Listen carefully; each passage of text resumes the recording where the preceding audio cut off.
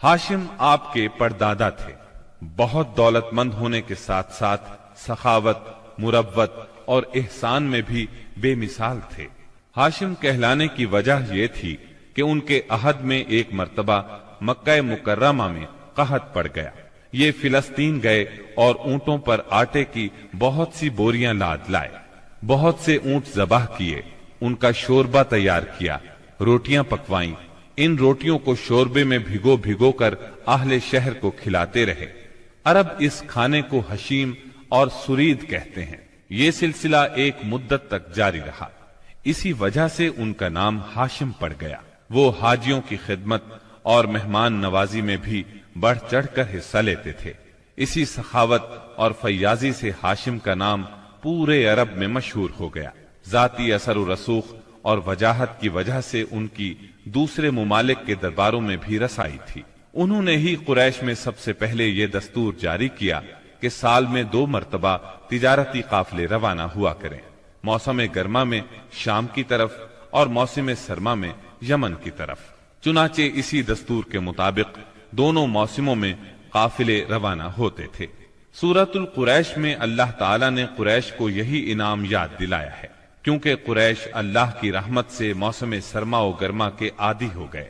उनकी समझ में ये बात आ गई कि इस नेमत के शुक्रिये में अल्लाह की इबादत करना चाहिए, जो इस घर का मालिक है, और उसने उन्हें भूख में खाना दिया और खौफ से अमन बख्शा।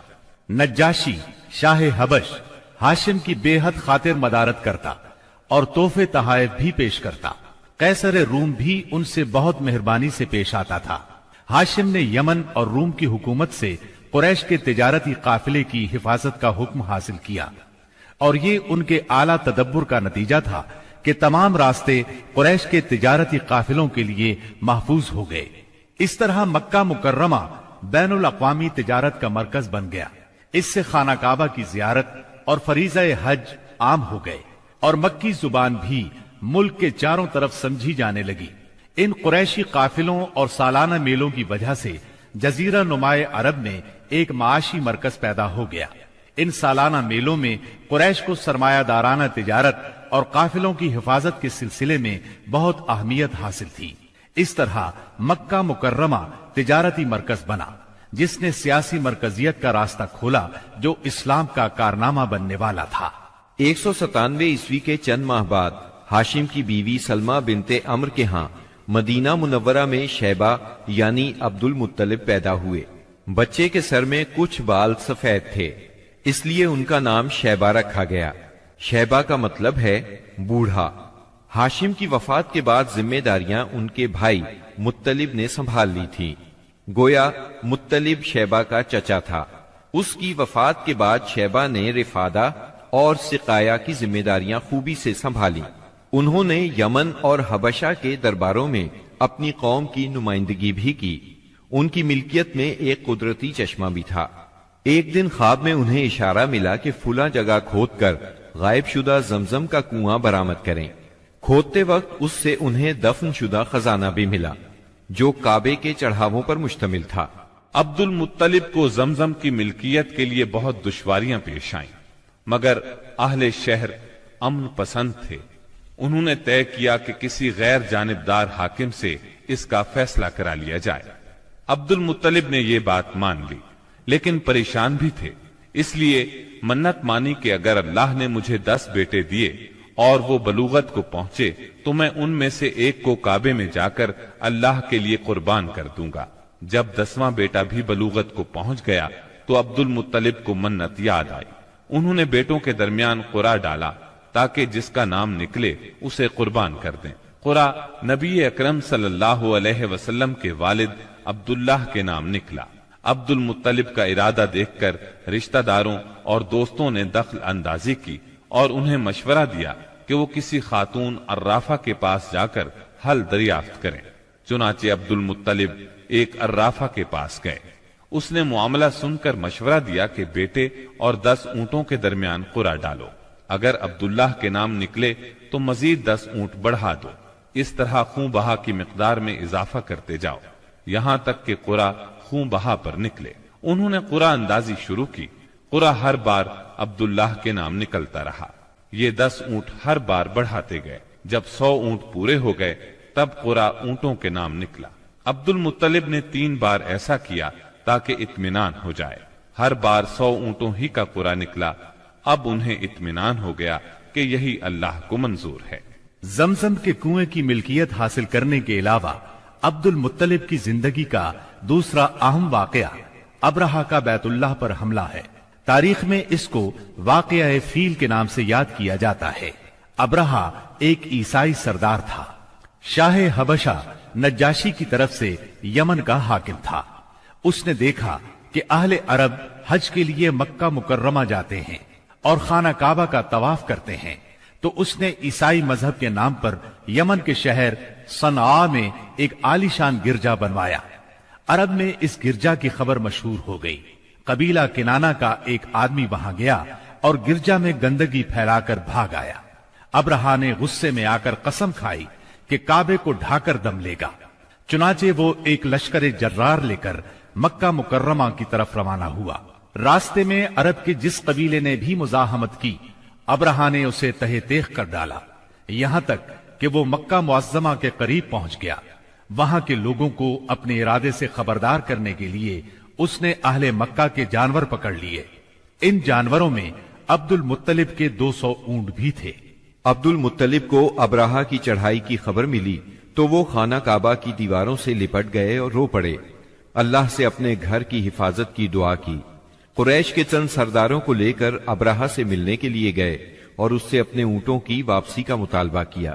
ابرہہ ان کی بات سن کر حیران ہوا اور بولا، تم نے اپنے اونٹوں کی واپسی کی تو بات کی، کعبے کے متعلق ایک لفظ بھی نہیں کہا۔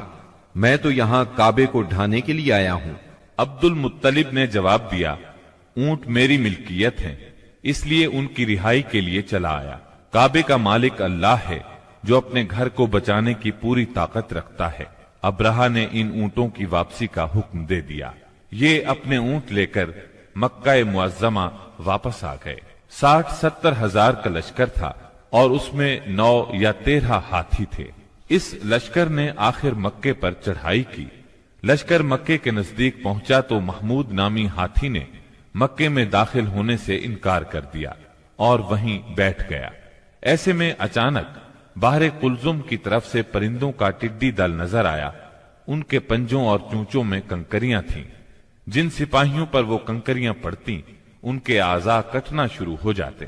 ان کنکریوں کے گرنے سے ابرہہ کی فوج اور ہاتھیوں کا جو حشر ہوا وہ بلا شبہ تاریخ عالم کا ایک نہایت حیرت ناک باب ہے۔ خود ابرہہ مشکل سے گرتا پڑتا صنعاء تک پہنچا اور نہایت دردناک عذاب میں گرفتار ہو کر یمن میں مرا۔ عربوں کے ہاں اس سال کو عام الفیل کہتے ہیں۔ ایک مدت تک یہی تقویمی سال شمار ہوتا رہا۔ قرآن کریم میں یہ واقعہ سورہ فیل میں بیان ہوا۔ کیا تم نے نہیں دیکھا کہ تمہارے پروردگار نے ہاتھی والوں کے ساتھ کیا کیا؟ کیا اس نے ان کا داؤں غلط نہیں کیا؟ اور اس نے ان پر جھنڈ کے جھنڈ پرندے چھوڑ دیے جو ان پر کھنگر کی پتھریاں پھینکتے تھے، تو اس نے ان کو ایسا کر دیا جیسے کھایا ہوا بھس۔ واقعہ فیل کے 50-55 دن بعد عبد المطلب کعبے کا طواف کر رہے تھے کہ انہیں پوتے کی ولادت کی خوشخبری ملی۔ 75 سالہ دادا بہت خوش ہوئے۔ نبی کریم صلی اللہ علیہ وسلم ان کے پیارے فرزند جناب عبداللہ کی یادگار تھے، جن کی زندگی 100 اونٹوں کی قربانی دے کر بچائی گئی تھی، لیکن پھر اچانک وہ فوت ہو گئے۔ ان کی وفات سے بوڑھے باپ کو جو صدمہ پہنچا تھا، پوتے کی ولادت سے ایک حد تک وہ کم ہو گیا۔ عبداللہ کی والدہ یعنی نبی صلی اللہ علیہ وسلم کی دادی کا نام فاطمہ بنت عمر تھا۔ عبداللہ کے 2 سگے بھائی زبیر اور ابو طالب تھے۔ بی بی آمنہ سے نکاح کے بعد عبداللہ نے رواج کے مطابق 3 دن تک سسرال میں قیام کیا۔ اس کے بعد تجارت کی غرض سے شام چلے گئے۔ واپسی پر یثرب یعنی مدینہ منورہ میں ٹھہرے تاکہ اپنے والد کے حکم کے مطابق کھجوروں کا سودا کریں۔ مدینہ منورہ ہی میں قیام کے دوران وہ بیمار ہو گئے۔ آپ کی بیماری کی خبر مکہ پہنچی تو عبد المطلب نے فوراً اپنے بڑے بیٹے حارث کو عبداللہ کی خبر گیری کے لیے مدینہ روانہ کیا۔ حارث مدینہ پہنچے تو معلوم ہوا 1 ماہ بیمار رہنے کے بعد عبداللہ انتقال کر گئے ہیں۔ انتقال کے وقت انہوں نے 5 اونٹ، چند بکریاں اور 1 باندی چھوڑی، جس کی کنیت ام ایمن اور نام برکت تھا۔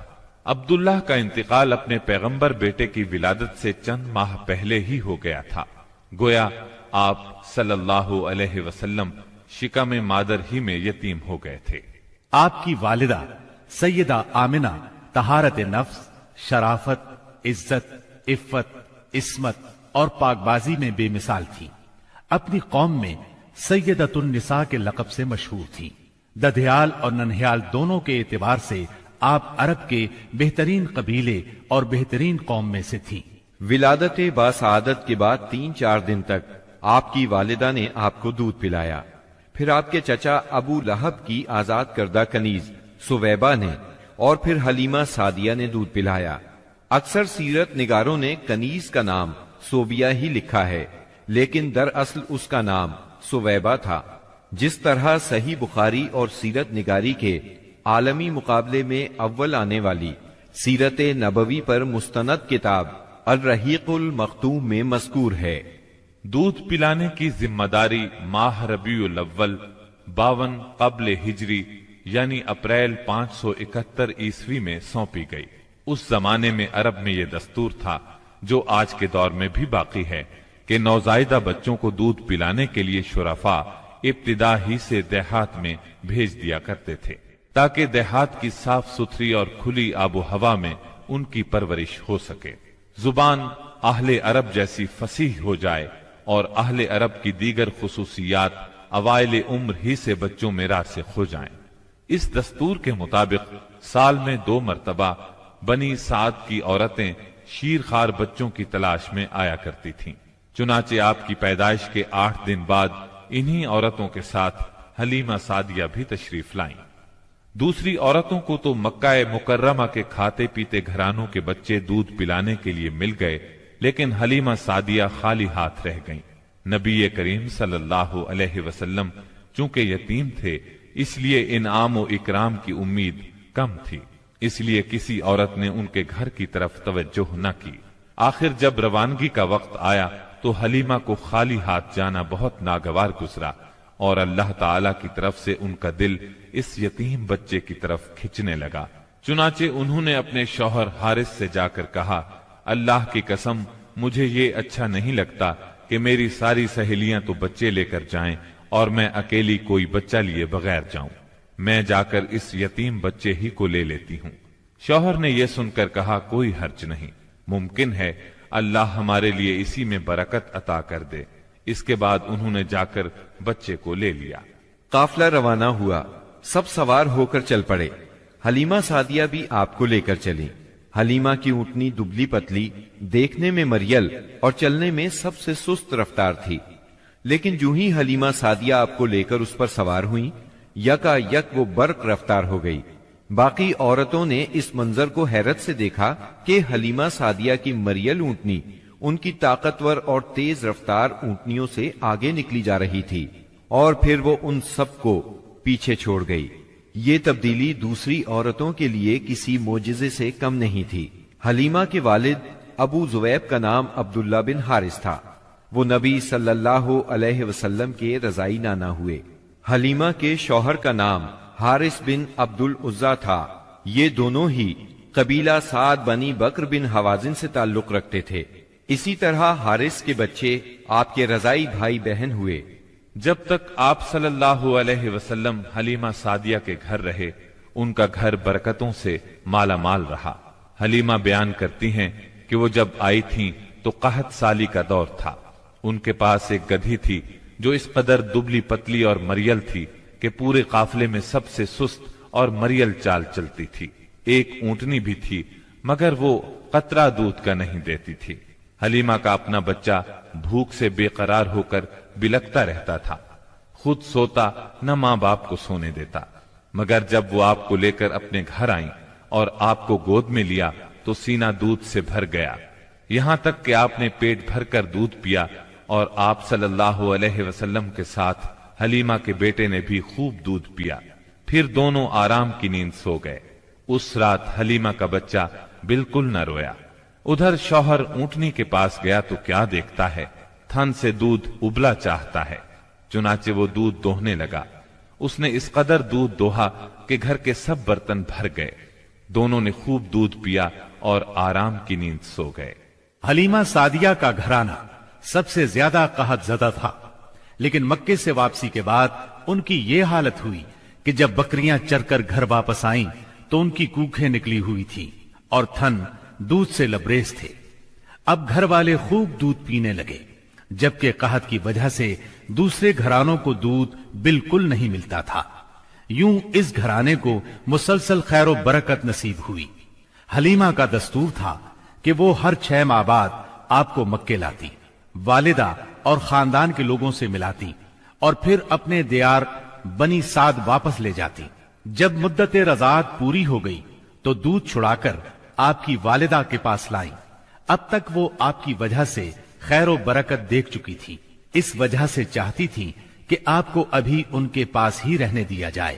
چنانچہ انہوں نے آپ کی والدہ سے کہا، کیوں نہ آپ بچے کو ابھی میرے پاس ہی رہنے دیں تاکہ یہ اور مضبوط ہو جائے، مجھے مکے کی وبا سے ڈر لگتا ہے۔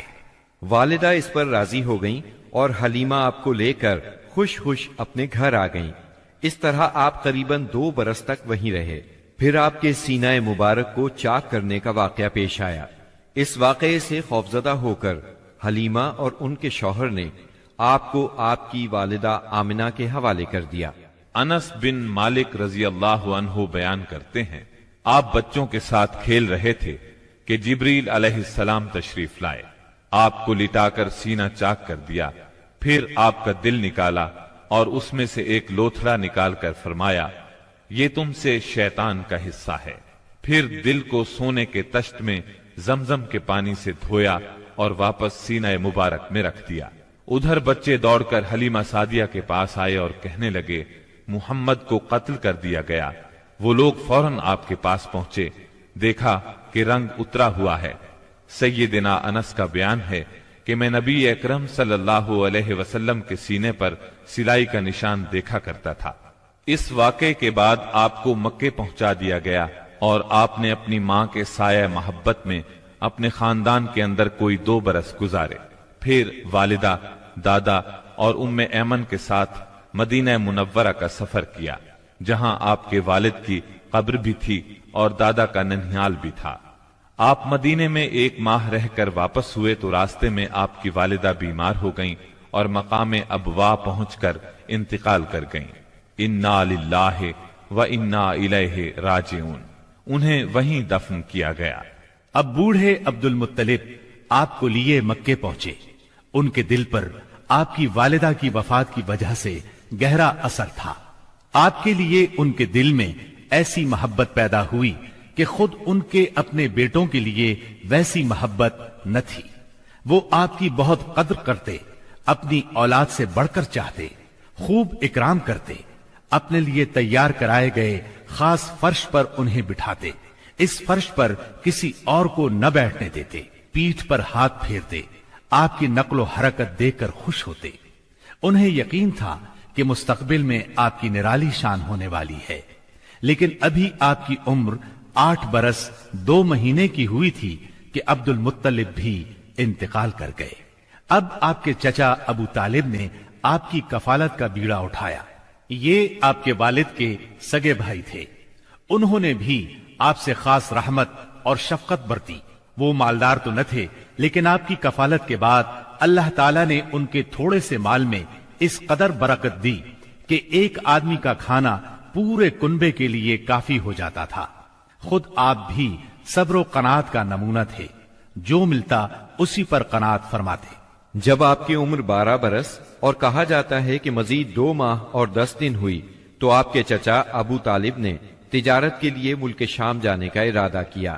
آپ کو ان کی جدائی بہت گراں گزری۔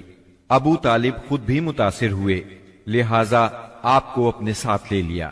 قافلہ ملک شام کی حدود میں پہنچا تو شہر بصرہ کے قریب پڑاؤ کیا۔ بحیرہ نامی عیسائیوں کا ایک راہب اپنے گرجے سے نکل کر ان کے پاس آیا اور قافلے کے درمیان سے گزر کر نبی صلی اللہ علیہ وسلم کے پاس پہنچا. پھر آپ کا ہاتھ پکڑ کر بولا، یہ دنیا کے سردار ہیں، پروردگار عالم کے رسول ہیں، اللہ انہیں رحمت عالم بنا کر بھیجے گا. میں انہیں مہر نبوت سے بھی پہچانتا ہوں. یہ کندھے کے نیچے نرم ہڈی کے پاس سیب کی طرح ہے، اور ہم اس کا ذکر اپنی کتابوں میں بھی پاتے ہیں. پھر اس نے قافلے کی دعوت کی اور ابو طالب سے کہا، انہیں یہاں سے واپس بھیج دیں، ملک شام نہ لے جائیں، کیونکہ انہیں یہودیوں سے خطرہ ہے. اس پر ابو طالب نے غلاموں کے ہمراہ آپ کو مکے بھیج دیا. جب آپ کی عمر 15 برس ہوئی تو ذیقات کے مہینے میں اکاس کے بازار میں ایک لڑائی ہوئی. اس لڑائی میں ایک طرف قریش کے قبائل تھے اور دوسری طرف قیس اور اعلان کے قبائل تھے. دونوں میں گھمسان کا رن پڑا. فریقین کے کتنے ہی آدمی مارے گئے، لیکن پھر انہوں نے صلح کر لی اور طے پایا کہ دونوں طرف کے مقتولین گنے جائیں. جدھر زیادہ ہوں ادھر والے زائد مقتولین کا خون بہا لے لیں. اس کے بعد جنگ ختم ہو گئی اور باہمی دشمنی کو ختم کر دیا گیا. اس جنگ میں نبی کریم صلی اللہ علیہ وسلم بھی شریک تھے، لیکن آپ نے لڑائی میں براہ راست حصہ نہیں لیا. اپنے چچاؤں کو تیر تھماتے تھے. اس جنگ کا نام جنگ فجار ہے. یہ نام اس لیے مشہور ہوا کہ اس میں حرام مہینے کی حرمت پامال کی گئی. فجار نام کے واقعات 4 بار پیش آئے. ہر سال ایک واقعہ پیش آتا رہا. جنگ فجار والا واقعہ آخری تھا. اس سے پہلے کے 3 واقعات میں ہلکے پھلکے جھگڑے ہوئے. شدید لڑائی صرف اسی چوتھے واقعے میں ہوئی. اس جنگ کے بعد ذیقعد ہی کے مہینے میں 5 قبائل کے درمیان ایک عہد نامہ طے پایا. اس عہد نامے کو حلف الفضول کہا جاتا ہے. ان قبائل کے نام یہ ہیں: بنو ہاشم، بنو مطلب، بنو اسد، بنی عبد العزا، بنو زہرہ اور بنو تیم. اس کی وجہ یہ ہوئی کہ یمن کا ایک آدمی اپنا سامان تجارت لے کر مکے آیا. عاص بن وائل نے اس سے وہ مال خرید لیا، لیکن قیمت ادا نہ کی. اس نے بنو عبد الدار، بنو مخزوم، بنو سہم اور بنو عدی سے فریاد کی، لیکن انہوں نے کوئی توجہ نہ دی. چنانچہ اس نے ابو قبیس کے پہاڑ پر چڑھ کر چند اشعار پڑھے، جن میں اپنی مظلومیت کا نقشہ کھینچا اور آواز لگائی کہ کوئی تو اس کا حق دلانے کے لیے اس کی مدد کرے. اس پر زبیر بن عبد المطلب نے دوڑ دھوپ کی. لہذا اس قبیلے کے افراد بنو تیم کے سردار عبداللہ بن جدعان کے گھر میں جمع ہوئے اور آپس میں عہد و پیمان کیا کہ مکے میں جو بھی مظلوم نظر آئے، خواہ مکے کا رہنے والا ہو یا کسی اور جگہ کا، یہ سب اس کی حمایت میں اٹھ کھڑے ہوں گے. انہوں نے عاص بن وائل سے بھی اس کا حق لے کر اس کے حوالے کیا. اس عہد و پیمان میں آپ بھی اپنے چچاؤں کے ساتھ تھے. نبوت سے سرفراز ہونے کے بعد آپ فرمایا کرتے تھے، میں عبداللہ بن جدعان کے مکان پر ایک ایسے معاہدے میں شریک ہوا کہ مجھے اس کے بدلے سرخ اونٹ بھی پسند نہیں، اور اگر میں اس کے لیے اسلام کے دور میں بلایا جاتا تو ضرور جاتا. نبی اکرم صلی اللہ علیہ وسلم یتیم پیدا ہوئے اور اپنے دادا پھر چچا کی کفالت میں رہے. والد سے وراثت میں جو کچھ ملا تھا اس سے کچھ نہیں ہو سکتا تھا. چنانچہ جو ہی آپ ہلکے پھلکے کام کرنے کے لائق ہوئے، اپنے رضائی بھائیوں کے ساتھ دیار بنی سعد میں بکریاں چرانے لگے. پھر جب مکہ معظمہ آئے تو وہاں بھی چند قیرات کے عوض اہل مکہ کی بکریاں چرائیں. قیرات 1 دینار کا 20واں یا 24واں حصہ ہوتا ہے، جس کی قیمت اس زمانے میں بمشکل 80-90 روپے سمجھ لیں. کم عمری میں بکریاں چرانا انبیاء کی سنت ہے. ایک بار عہد نبوت میں آپ نے فرمایا، کوئی بھی نبی نہیں گزرا مگر اس نے بکریاں ضرور چرائیں. پھر جب آپ جوان ہو گئے تو تجارت شروع کی. بعض روایات کی روح سے آپ صائب بن ابی صائب کے ساتھ مل کر تجارت کرتے تھے. آپ تجارت میں بہترین ساتھی تھے. لین دین کے معاملے میں لڑتے جھگڑتے تھے، نہ بحث کرتے تھے.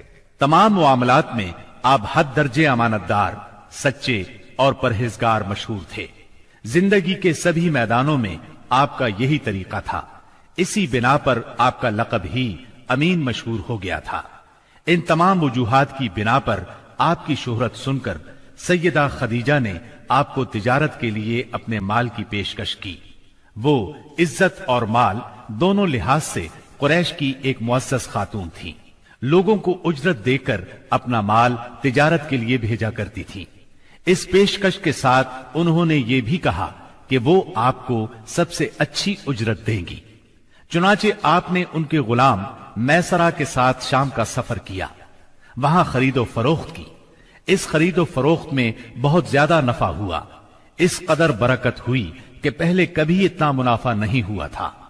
شام سے آپ مکہ واپس آئے اور سیدہ کی امانت انہیں سونپی۔ سیدہ خدیجہ نے امانت اور برکت کا یہ حال دیکھا تو حیرت زدہ رہ گئیں۔ ادھر میسرہ نے بھی آپ کی باتیں انہیں بتائیں۔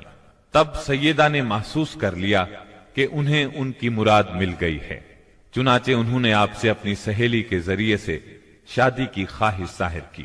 انہوں نے سیدہ خدیجہ کے چچا عمرو بن اسد کو پیغام بھیجا۔ اس طرح بات طے ہوئی۔ نکاح کا خطبہ ابو طالب نے پڑھا، اس میں اللہ کی حمد و ثنا کی، پھر آپ کے فضل و شرف کا ذکر کیا۔ اس کے بعد ایجاب و قبول کے الفاظ کہے اور مہر بیان کیا۔ یہ ملک شام کے سفر سے واپسی کے 2 مہینے اور چند دن بعد کی بات ہے۔ اس وقت آپ کی عمر 25 سال تھی اور سیدہ خدیجہ کی عمر 40 سال تھی۔ سیدہ خدیجہ کی شادی پہلے عتیق بن عائز مخزومی سے ہوئی تھی۔ وہ انتقال کر گیا تو ابو حالہ تیمی سے ہوئی، اس سے ایک بچہ بھی ہوا، مگر پھر ابو حالہ بھی فوت ہو گیا۔ اس کے بعد بڑے بڑے سرداران قریش نے شادی کا پیغام دیا، مگر سیدہ خدیجہ راضی نہ ہوئیں، یہاں تک کہ اللہ تعالی نے انہیں آپ کی طرف مائل کر دیا، اور اس طرح سیدہ کو آپ صلی اللہ علیہ وسلم کی زوجیت کا شرف حاصل ہوا۔ سیدہ خدیجہ نبی صلی اللہ علیہ وسلم کی پہلی بیوی تھی۔ ان کے جیتے جی آپ نے کسی اور سے شادی نہ کی۔ آپ کی تمام اولاد بھی انہی سے ہوئی، صرف ابراہیم ماریا قبطیہ سے ہوئے۔ آپ کی اولاد کے نام یہ ہیں: پہلے قاسم پیدا ہوئے، پھر زینب، پھر رقیہ، پھر ام کلثوم، پھر فاطمہ، پھر عبداللہ۔ بعض مورخوں نے تعداد اولاد اور اولاد کی ترتیب اس سے مختلف بھی لکھی ہے۔ آپ صلی اللہ علیہ وسلم کے تمام لڑکے بچپن میں فوت ہو گئے، البتہ تمام بچیوں نے عہد نبوت کو پایا، اسلام لائیں اور ہجرت بھی کی، اور سب کی سب آپ کی زندگی ہی میں انتقال کر گئی۔ صرف سیدہ فاطمہ آپ کے 6 ماہ بعد فوت ہوئی۔ آپ کی عمر کا 35واں سال تھا کہ ایک زوردار سیلاب آیا، اس سے خانہ کعبہ کی دیواریں پھٹ گئیں۔ ایک بار پہلے آگ بھی لگی تھی، اس لیے آگ کی وجہ سے دیواریں کمزور ہو چکی تھیں۔ اب قریش نے فیصلہ کیا کہ خانہ کعبہ کی نئے سرے سے تعمیر کی جائے۔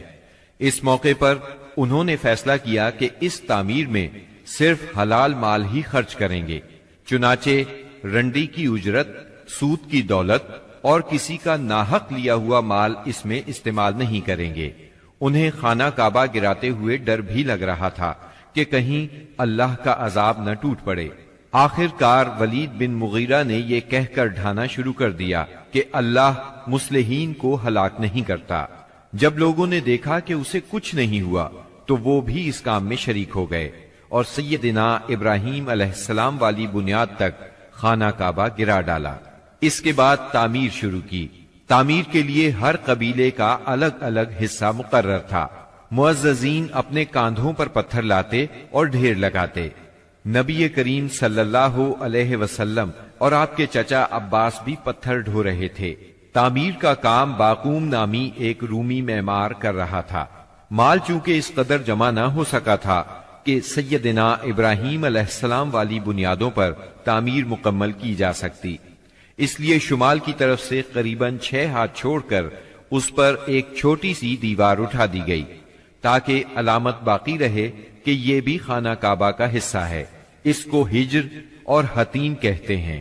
جب دیوار حجر اسود تک اٹھ گئی تو ہر سردار نے چاہا حجر اسود کو اس کی جگہ رکھنے کا شرف اسے حاصل ہو۔ اس پر سخت جھگڑا اٹھ کھڑا ہوا جو 4-5 روز تک جاری رہا۔ کسی طرح فیصلہ نہ ہو پایا کہ حجر اسود کون رکھے گا اور قریب تھا کہ حرم میں خون ریزی ہو جائے، لیکن ابو امیہ کی ایک تجویز سب نے منظور کر لی۔ ابو امیہ سب سے زیادہ عمر رسیدہ تھا۔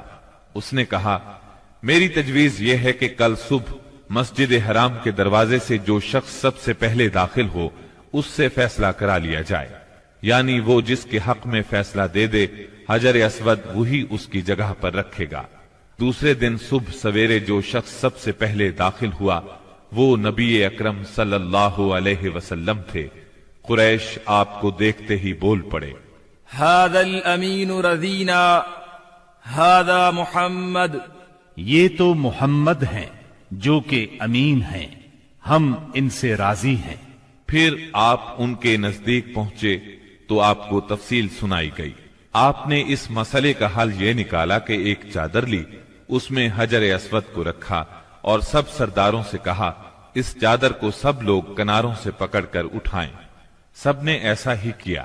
جب چادر حجر اسود کی جگہ پہنچ گئی تو آپ نے اپنے مبارک ہاتھوں سے حجر اسود کو اس کی جگہ پر رکھ دیا۔ یہ اس قدر عمدہ فیصلہ تھا کہ سب خوش ہو گئے۔ نبی کریم صلی اللہ علیہ وسلم بچپن ہی سے عقل سلیم کے مالک تھے، پاک دامن تھے، بھرپور قوت کے مالک تھے۔ جوانی اور پختگی کا زمانہ آیا تو آپ کی خوبیاں اور زیادہ نکھر کر سامنے آئیں۔ آپ درست سوچ، صحیح نظر، بہترین اخلاق اور عمدہ عادات کا سب سے بلند نمونہ تھے۔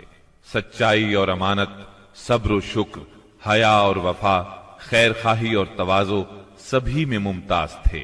بھلائی اور احسان میں آپ کا کوئی ثانی نہیں تھا۔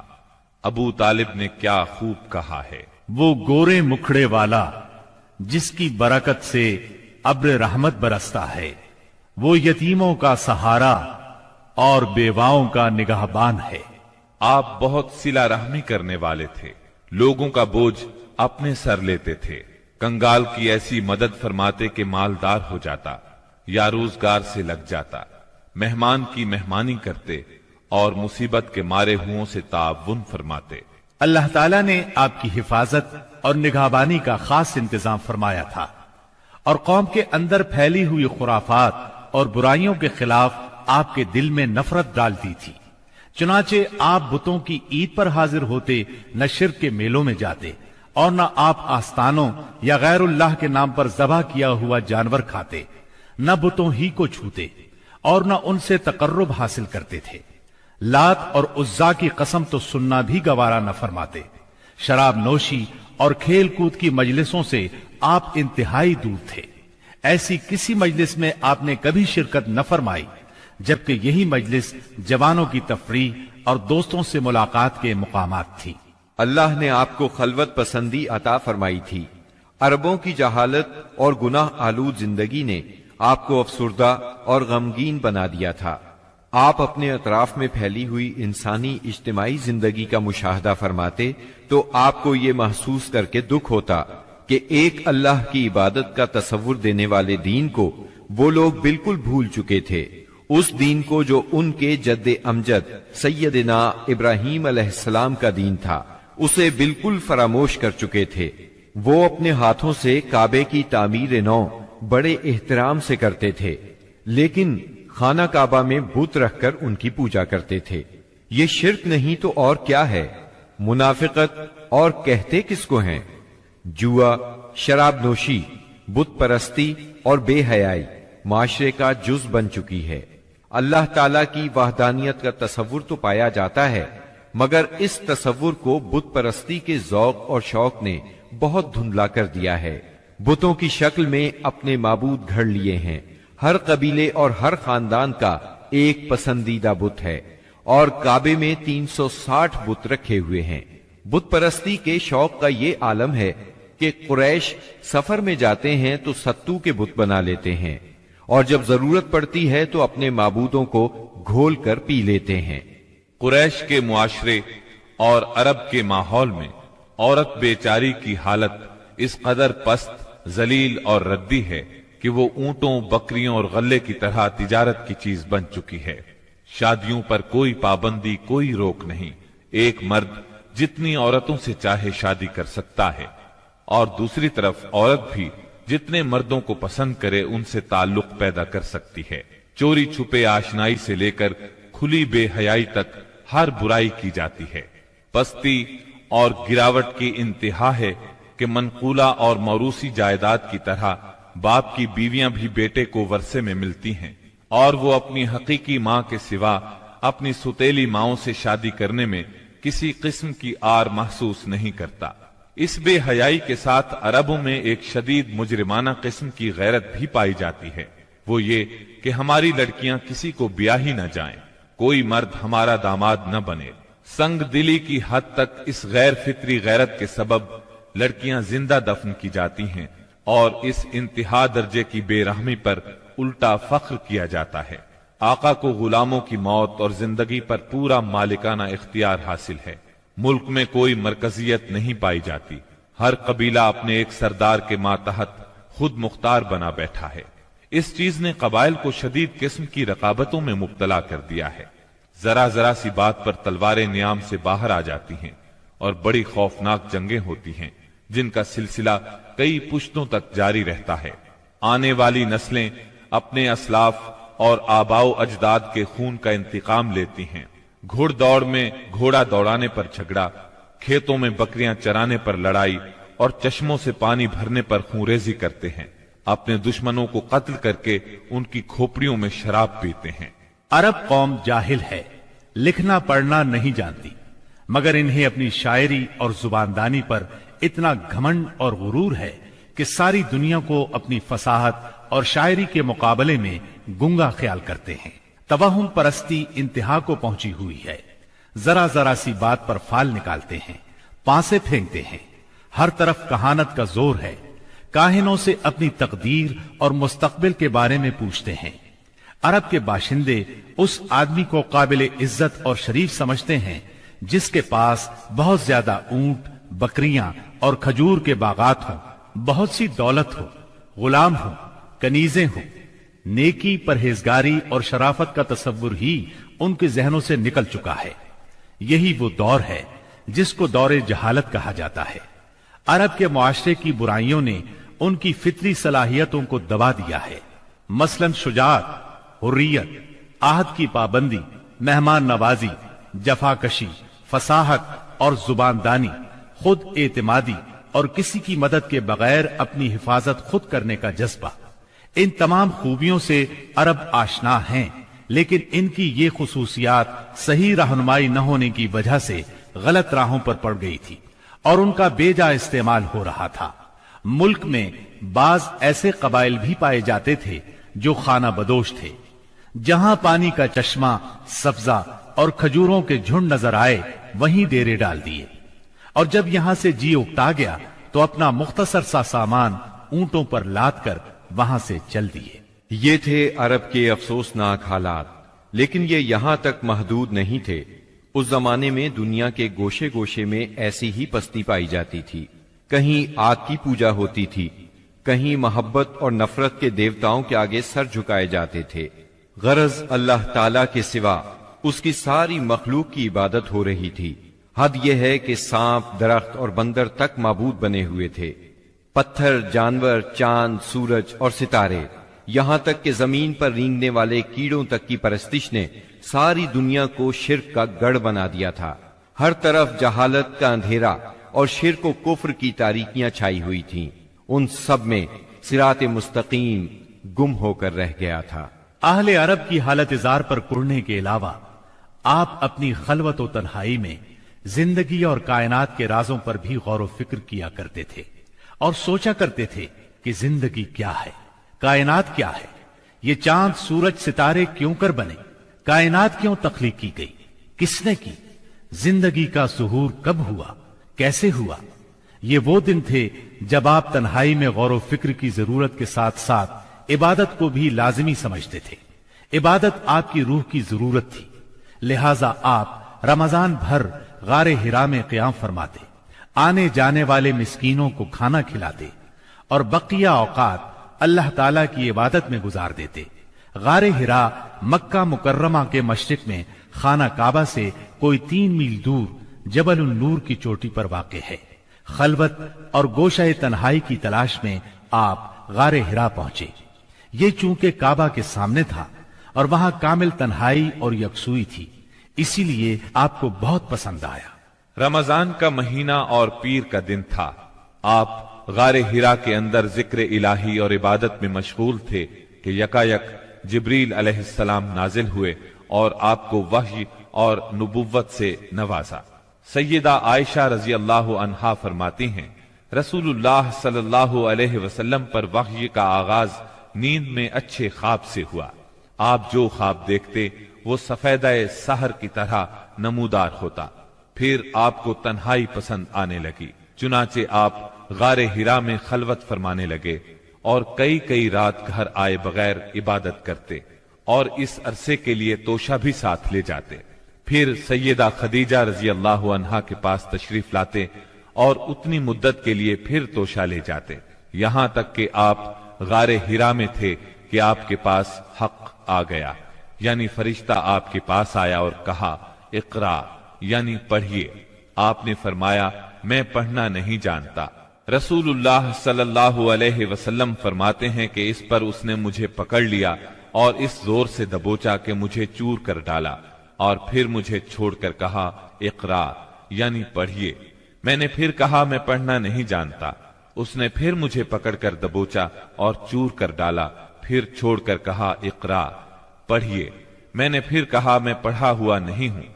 अब उसने तीसरी बार दबोचा और कहा पढ़, अपने उस परवरदिगार के नाम से जिसने पैदा किया, इंसान को लोथड़े से पैदा किया। पढ़, तेरा रब बड़ा करीम है, जिसने कलम के जरिए से इल्म दिया, इंसान को वो बात सिखाई जिसे वो जानता न था। अब आपने ये आयात पढ़ दी, फिर आप इन आयात को लेकर वापस आए। आपका दिल कांप रहा था। आपने सैयदा खदीजा रजी अल्लाह अन्हा के पास पहुंचकर फरमाया, मुझे चादर ओढ़ा दो, मुझे चादर ओढ़ा दो। उन्होंने चादर ओढ़ा दी, यहां तक कि दहशत जाती रही। फिर आपने सैयदा खदीजा को वाकया सुनाया और फरमाया, मुझे अपनी जान का खौफ है। उन्होंने कहा, अल्लाह की कसम, ऐसा हरगिज नहीं हो सकता। अल्लाह आपको कभी रुस्वा नहीं करेगा। आप सिला रहमी करते हैं, बेसहारों का बोझ उठाते हैं, खाली हाथ लोगों की मदद करते हैं, मेहमान की मेहमानी करते हैं और हक के सिलसिले में पेश आने वाले मसाइब में मदद करते हैं। इसके बाद सैयदा खदीजा आपको अपने चचाजाद भाई वरका बिन नौफल के पास ले गई। ये जाहिलियत के दौर में ईसाई हो गए थे, अबरानी लिखना पढ़ना जानते थे और अबरानी में इंजील लिखते थे। उस वक्त बूढ़े और नाबीना हो चुके थे। सैयदा खदीजा रज़ी अल्लाह अन्हा ने उनसे कहा, भाईजान, आप अपने भतीजे की बात सुने। वरका बिन नौफल ने कहा, भतीजे, कहो तुम क्या कहते हो। आपने जो कुछ देखा था बयान कर दिया। इस पर वरका बोले, ये तो वही फरिश्ता है जो मूसा अलैहिस्सलाम पर नाजिल हुआ था। काश मैं उस वक्त जिंदा होता जब आपकी कौम आपको निकाल देगी। आपने हैरान होकर फरमाया, मेरी कौम मुझे निकाल देगी। वरका बिन नौफल बोले, हां, कोई ऐसा आदमी नहीं जो तुम जैसा पैगाम लाया हो और उससे दुश्मनी न की गई हो, और अगर मैं उस वक्त तक जिंदा रहा तो तुम्हारी जबरदस्त मदद करूंगा। लेकिन इसके बाद जल्द ही वरका बिन नौफल फौत हो गए और उधर वही का सिलसिला रुक गया। वही की बंदिश से आपको सख्त रंजो मलाल हुआ, लेकिन मसलहत इलाही इसी में थी, क्योंकि इस तरह खौफ जाता रहा। मुआमले की नौयत समझने का मौका मिला और दोबारा वही की मशक्कत बर्दाश्त करने पर तबीयत सिर्फ आमादा ही नहीं हुई, बल्कि एक गुना शौक और तलब भी पैदा हुई और आप दोबारा वही का इंतजार करने लगे। उधर आप गोशा नशीनी की बकिया मुद्दत पूरी करने के लिए वरका के पास से पलटकर दोबारा गारे हिरा में तशरीफ ला चुके थे। जब माह रमजान खत्म हो गया और आपकी एतिकाफ की मुद्दत पूरी हो गई तो आदत के मुताबिक पहली शव्वाल की सुबह हिरा से उतरकर मक्का मुअज्जमा रवाना हुए। नबी करीम सल्लल्लाहु अलैहि वसल्लम इरशाद फरमाते हैं, मैं पहाड़ से उतरकर मैदान में पहुंचा तो मुझे पुकारा गया। मैंने दाएं देखा, कुछ दिखाई न दिया, बाएं देखा तो भी कुछ दिखाई न दिया, सामने देखा تو भी कुछ दिखाई न दिया। फिर पीछे देखा तो वहां भी कुछ नजर न आया। इसके बाद मैंने सर ऊपर उठाया तो क्या देखता हूं कि जो फरिश्ता हिरा में मेरे पास आया था वही आसमान और जमीन के दरमियान मौजूद है।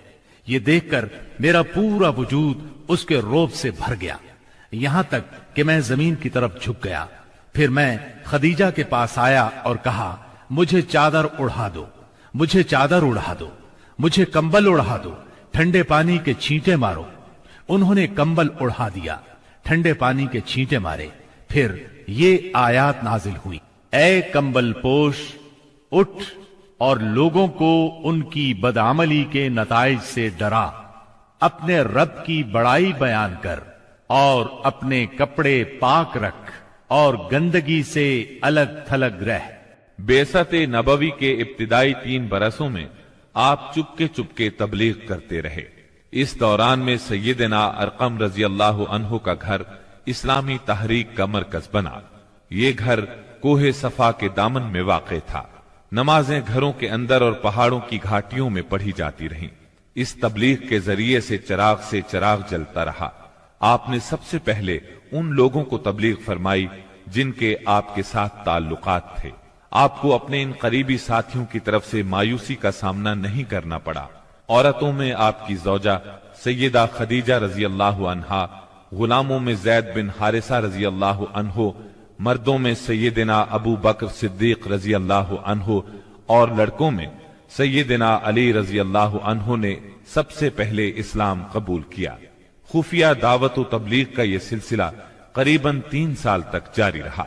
इस अरसे में जिन हजरात ने इस्लाम कबूल किया उनके नाम ये हैं: बिलाल बिन रबाह, उस्मान बिन अफ़्फ़ान, जुबैर बिन Awwam, Abdurrahman bin of, Talha bin Ubaidullah, Saad bin Abi वक्कास, अम्र bin अम्बसा, Khalid bin Saad bin us, Ammar bin Yasir, Khabbab बिन अरत, अबू उबैदा बिन जर्राह, सईद बिन जैद, जाफर बिन अबी तालिब, अब्दुल्लाह बिन मसऊद, अबू सलमा, उस्मान बिन मज़ऊन, सुहैब रूमी और अरकम रजी अल्लाह अन्हुम। मजमूई तौर पर करीबन 40 अफराद ने इस्लाम कबूल किया।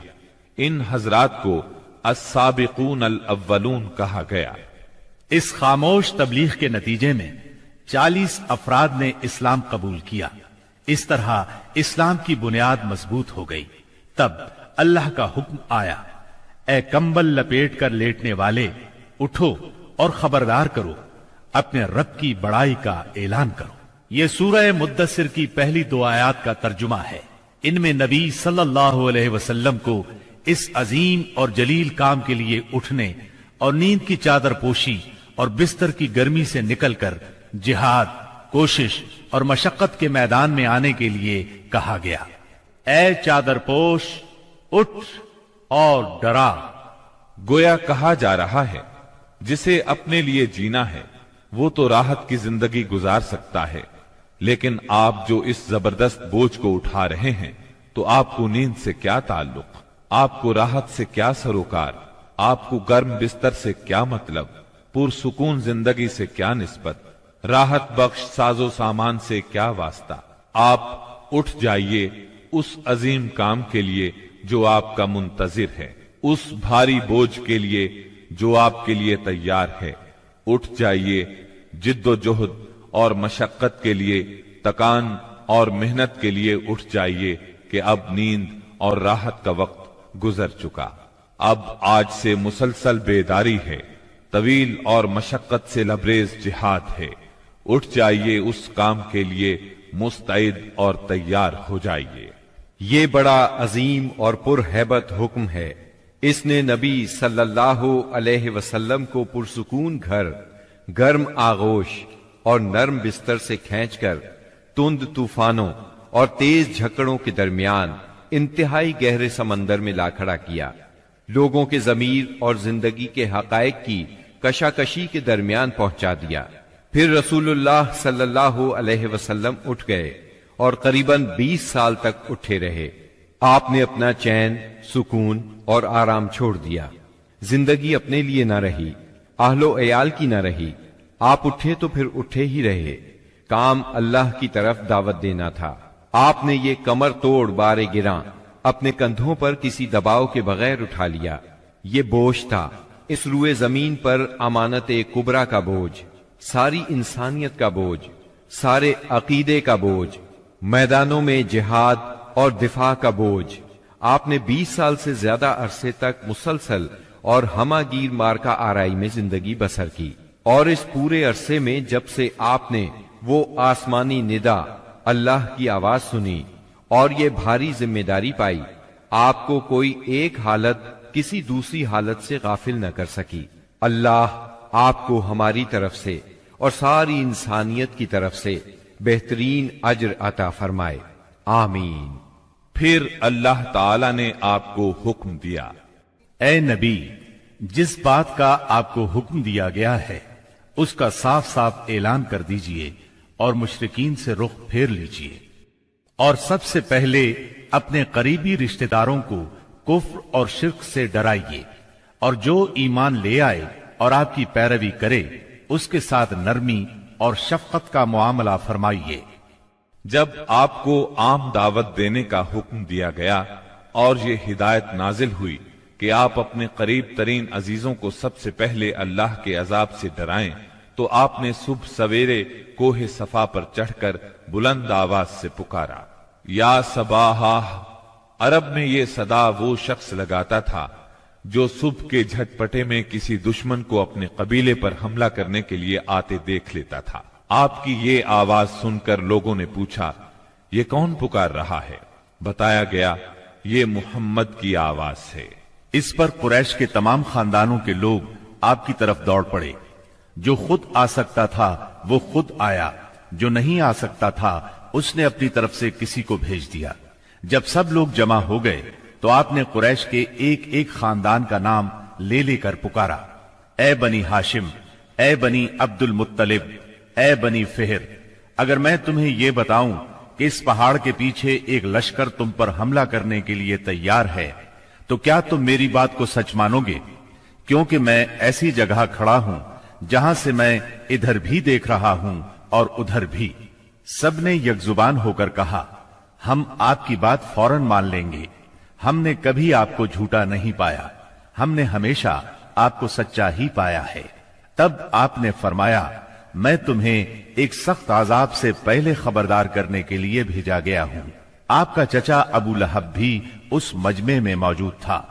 وہ آپ کا خطاب سن کر سخت برہم ہوا، کہنے لگا، ستیہ ناس جائے تیرا، کیا اس لیے تو نے ہمیں جمع کیا ہے؟ ایک روایت میں یہ بھی ہے کہ اس نے پتھر اٹھایا تاکہ آپ کو کھینچ مارے۔ اس طرح مکے میں اعلانیہ تبلیغ کی ابتدا ہوئی، لوگ مسلمان ہونے لگے۔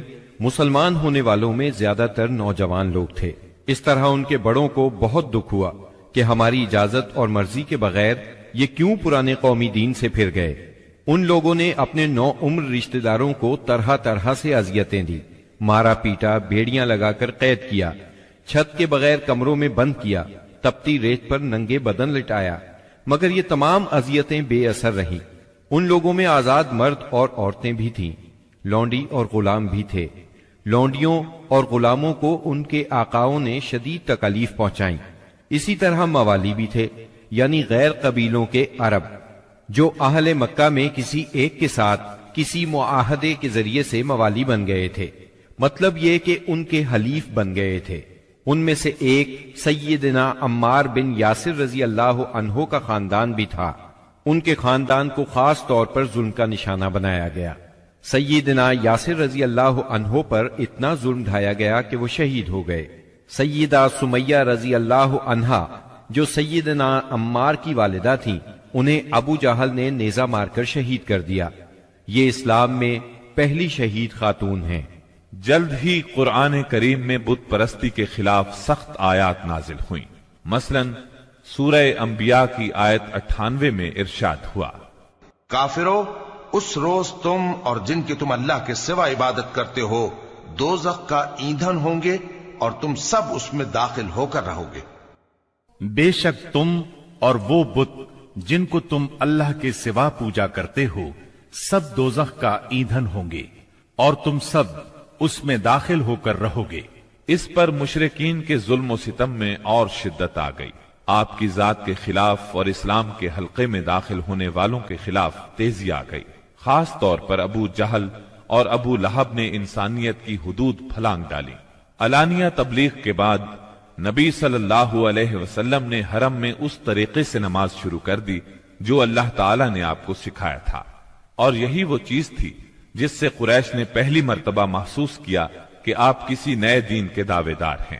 اس پر ابو جہل کی جاہلیت اور بھڑک اٹھی۔ اس نے آپ کو دھمکانا شروع کر دیا۔ آپ سے سخت لہجے میں کہا، حرم میں اس طریقے سے عبادت نہ کریں۔